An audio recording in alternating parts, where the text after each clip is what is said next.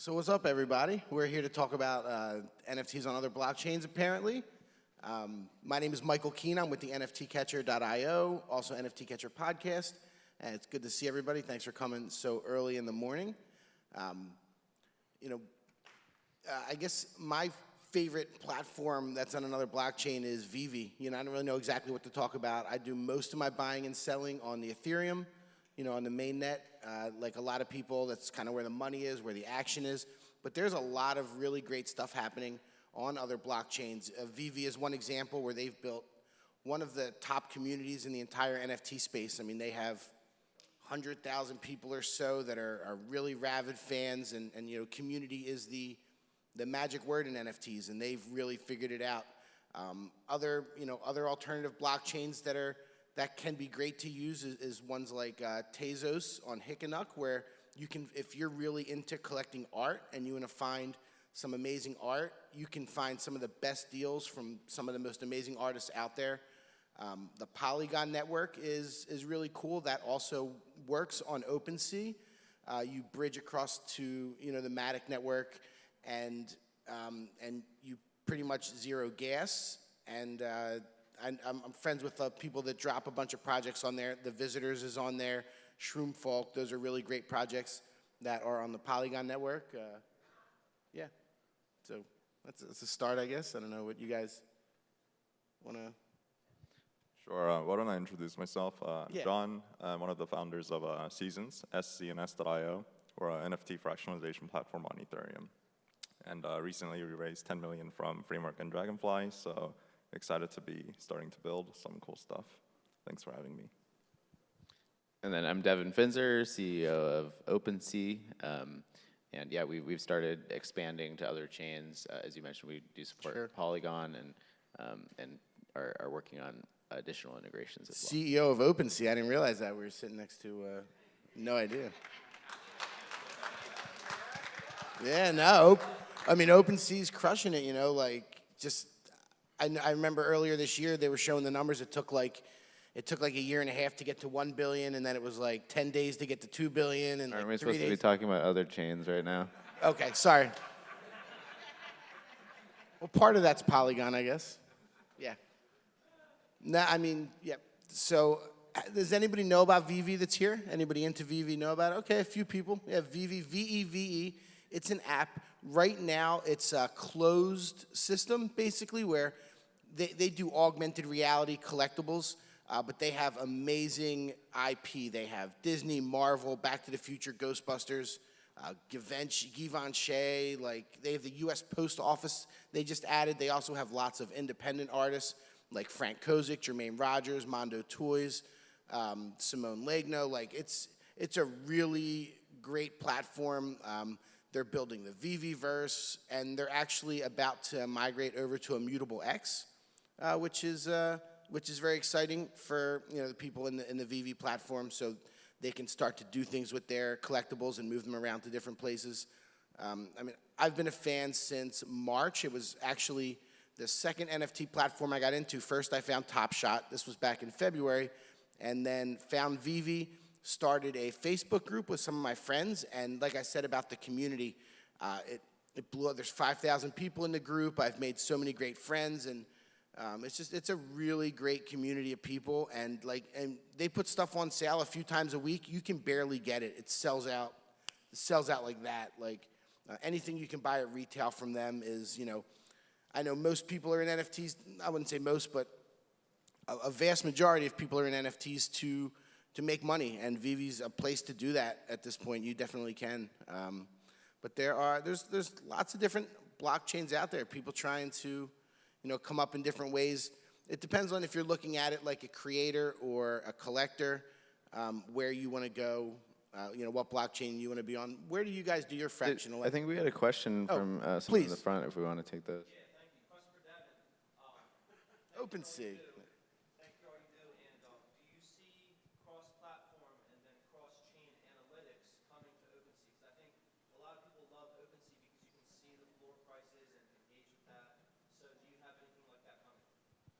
Yeah, no, we're definitely working on additional chain support, and you can see that on Polygon and Clayton, which is a Korean blockchain that we support today.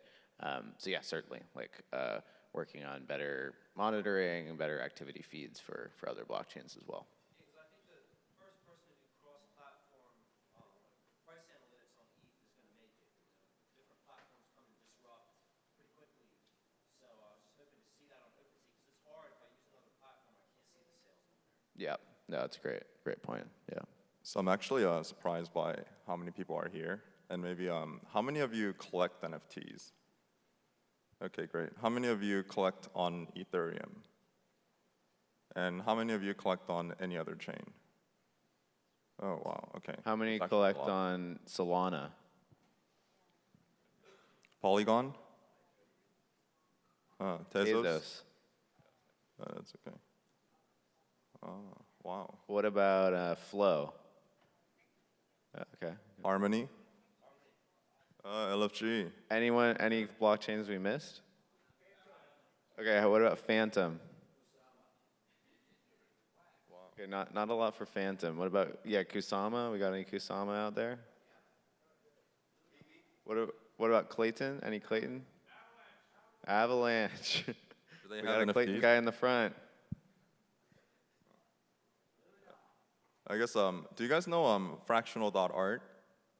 Yeah, so Andy and I were like, why are we on a topic with other chains? We're going to talk about fractionalization, but he abandoned me. But I guess in the context of other chains, I think it's like actually really kind of eye-opening to see so many people say they're collecting NFTs on other chains, because I think OpenSea included and myself included, like I guess I have been largely in the Ethereum ecosystem, and I personally have, I guess, an opinion that kind of the gravity of NFTs or the validity of NFTs are like stronger on the Ethereum chain, but with the number of people in this small audience saying that they're starting to collect on L2s like Polygon, maybe I need to like rethink my L2 strategy. Yeah. Yeah, I think that's a good point. I think people are starting, I mean, Ethereum has been really great, but of course the fees when you're buying something for, there we go. All right, that's a good summary of my my argument. But yeah, we're definitely seeing a lot of excitement around layer 2s, and then definitely some kind of early excitement on layer 1s as well. So it's definitely becoming sort of a multi-chain ecosystem from our vantage point. What percentage of your action is on Polygon? Is it like? In terms of our volume, it's it's well, in terms of our sales, I would say I think it's around, don't quote me on this, but like maybe 15 to 20% of sales. Yeah. So it's pretty Yeah, significant. it is. Yeah. And also we're kind of, it takes a while for it to develop because people have to launch their project on Polygon, right? Yep. There's not really a lot of like people moving things from Ethereum to Polygon, so it's more like new projects that launch on Polygon. For sure. Yeah, it takes a bit of guts to launch your project on Polygon, and to onboard all your people. I've seen it done a couple times successfully, by the visitors, and obviously like Zed Run is on there, Chicken Derby's on there, very popular. Yeah. We got any Zed Run fans out there? All right, one or two. I think Zed Run's kind of losing a little steam, isn't it? It was like really popular back in like March, April, May, and I'm not sure I see too many people grinding on it at this point. Sort of run its course. I like it. I like it. Too early for puns. Yeah. Do you guys mind maybe if I talk about real quick the platform that I'm building, and I'll try to tie it back to other chains? I guess how many of you are familiar with like NFT fractionalization? So I guess now that some like really highly valued NFTs are pretty much like out of reach for most people in terms of like purchasing, how many of you are interested in purchasing like fractional pieces of, let's say, a punk or an ape? Oh, cool. Okay. So what we want to do is enable people to be able to get access to all of these super expensive NFTs through fractionalization. And the way we differentiate ourselves is the ERC20s that represent fractional ownership of a basket of NFTs. We've created a platform where you can use our governance framework to actually collectively use the NFTs together So largely, previous fractionalization attempts have been about locking a few NFTs into a series of smart contracts, minting ERC20s against them, and then those ERC20 tokens, their native asset values are tied to those NFTs that are locked. But we think that we can maybe take the model a little bit further and encourage people to collectively use the NFTs. So an example is, before, if you fractionalized a loot NFT, how many of you know what a loot NFT is? Great. This is like best audience. Loot came out, and then Avenger Gold was available to claim, right? But then fractionalized loot would be locked in a smart contract, and nobody would be able to claim the Venture Gold using the loot. In our fractionalization model, people are able to take that ERC20 and then pass arbitrary call data to claim the Venture Gold.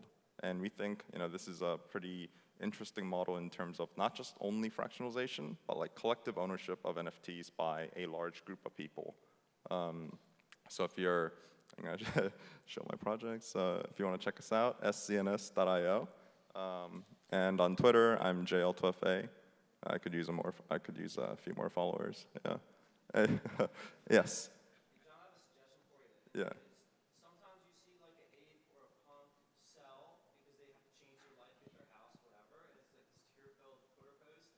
So my suggestion is to have an option to buy a fractionalized piece on sale.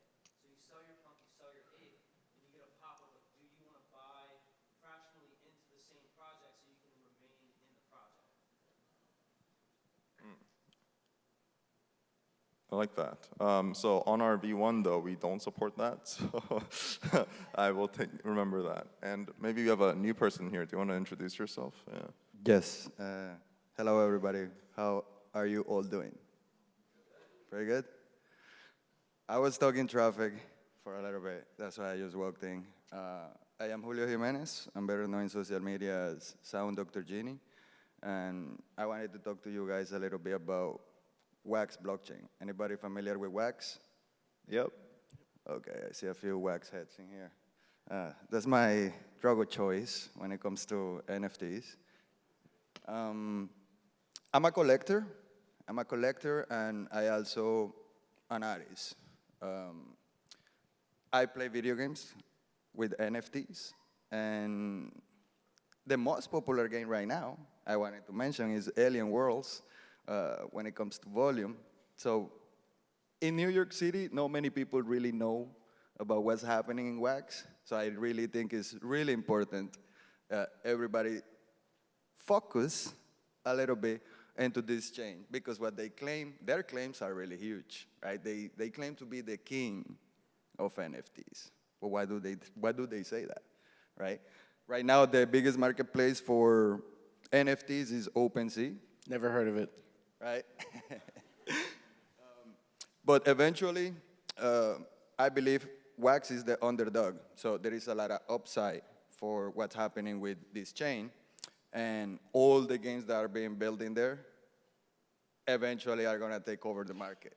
That's my personal opinion.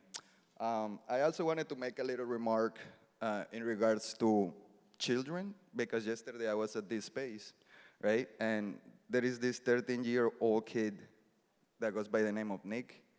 I don't know if you guys are familiar with him, but he flips NFTs. He's a 13-year-old kid flipping NFTs. I'm like, wow, that's great.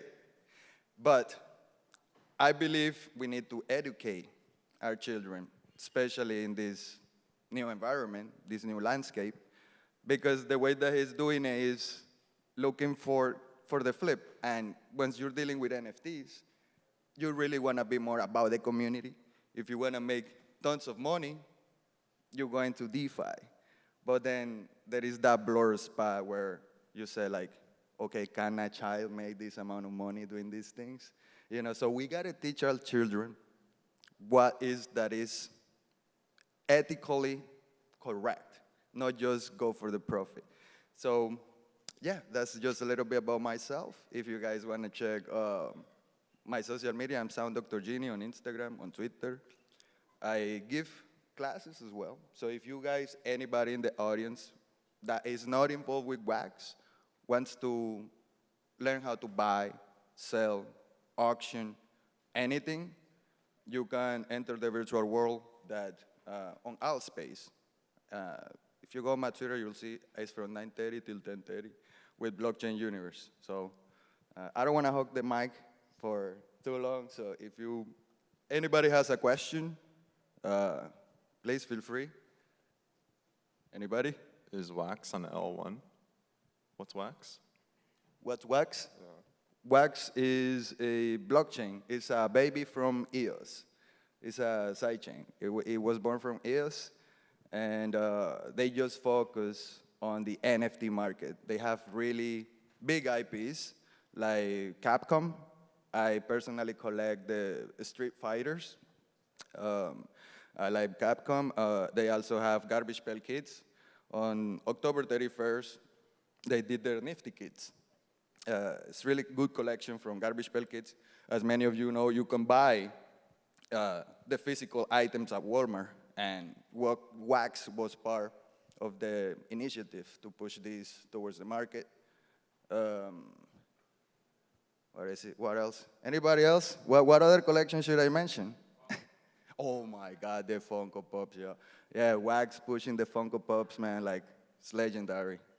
So it's a little bit of, Yeah, I was on Wax for a while, like March, April, May. I did the MLB. That was huge when that first came out, but they kind of let that go.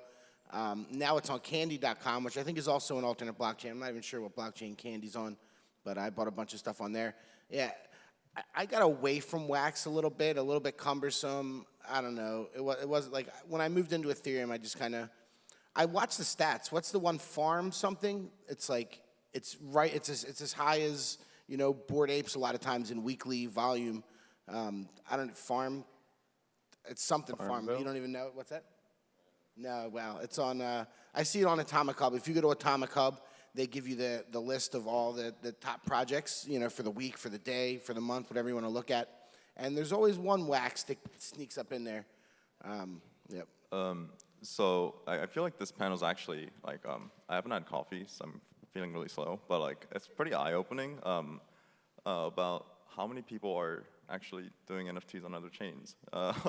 So I have a quick question. Like, for those who have NFTs on other chains, like, do you care about which chains you're using, or is it just, like, what makes you use something else other than Ethereum?